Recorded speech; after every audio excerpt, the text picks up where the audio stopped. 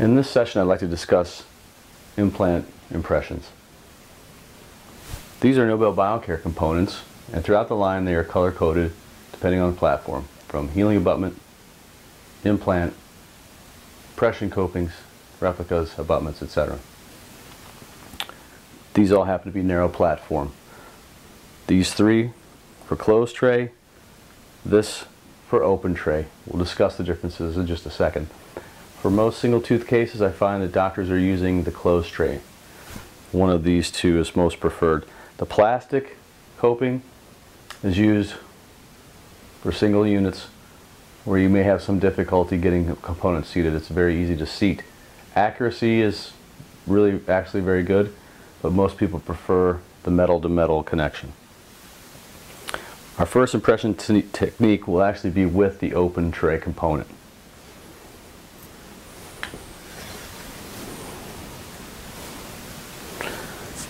As you can see, it has a rather long screw going centrally through and down into the implant. For this demonstration, we'll be using the regular platform or yellow components. Let me zoom out just a little bit.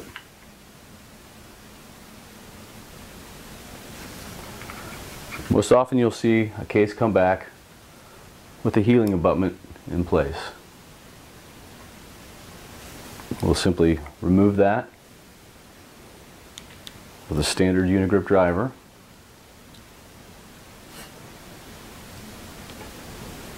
And set that off to the side until we're ready to get the patient back together.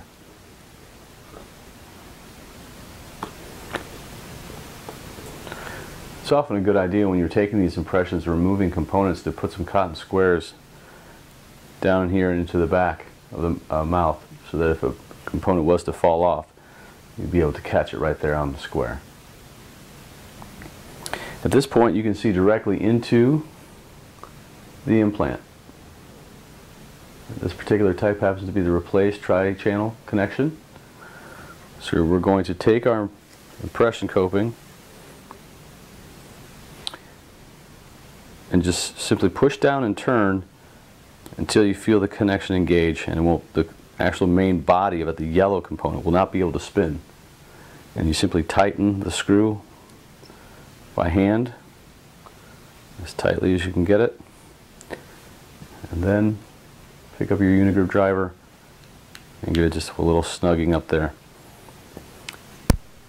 Take a radiograph to confirm that you're seated. There should be no gap when you look at this in a good direction for the impression. Also, a little piece of blockout wax at the top of that screw will help to prevent a little dimple in the impression.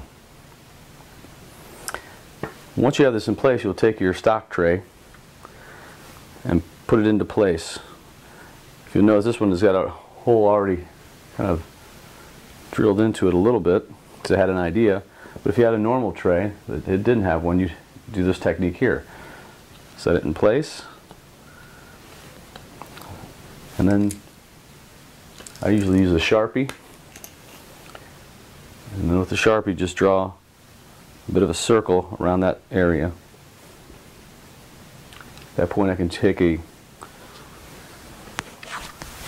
handpiece. This is just a little demonstration model, and I'm going to widen that out.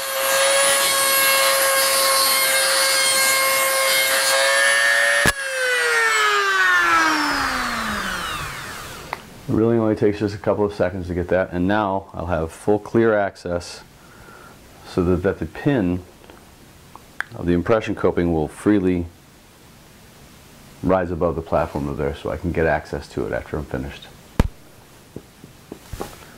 At this point now, take my impression material and just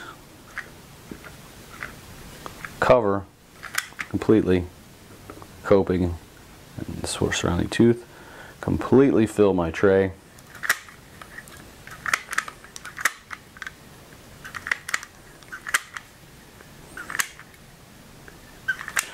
One thing you want to make sure is you use plenty of material, and you do use a full arch, which is most definitely recommended for getting the most accurate impression.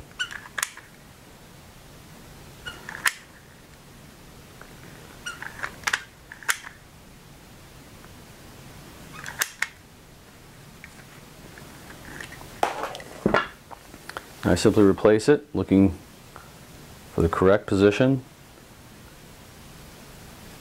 You may want to just take a little bit and just wipe off the top so you can gain access to that hole. There you can see.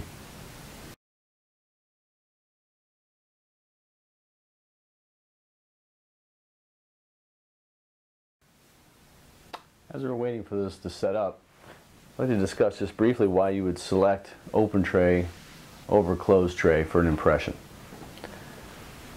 Most laboratories I've talked to over the past 18 years have told me that closed tray impression taking is extremely accurate. The difficulty becomes when you have multiple units and the angulation of the implants in relation to each other makes closed tray sometimes difficult to get an accurate impression because of the different draw.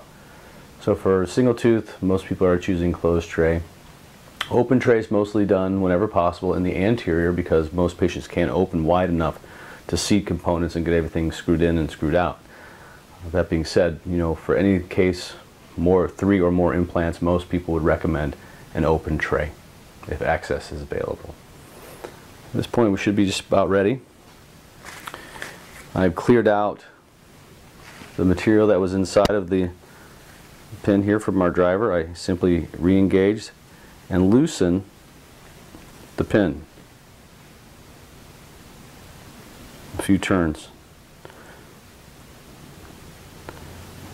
You do not necessarily need to unscrew this completely out as long as you know that it's disengaged from the implant head. Sometimes after several turns you can actually just pull it out and you'll see that it's coming out. You simply remove the tray, and as you can see now,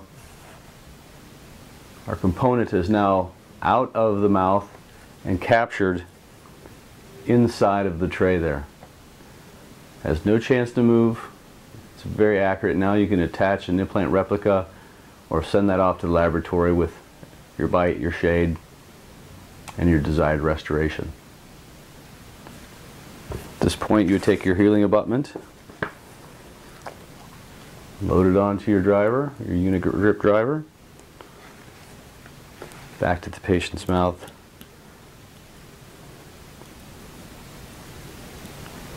And tightening down to about 15 newtons. So just really just as tight as you can, finger tight. You don't have to go too crazy, but you want to make sure it's snug, and off you go. That is the open tray impression technique. Hope that helps you out.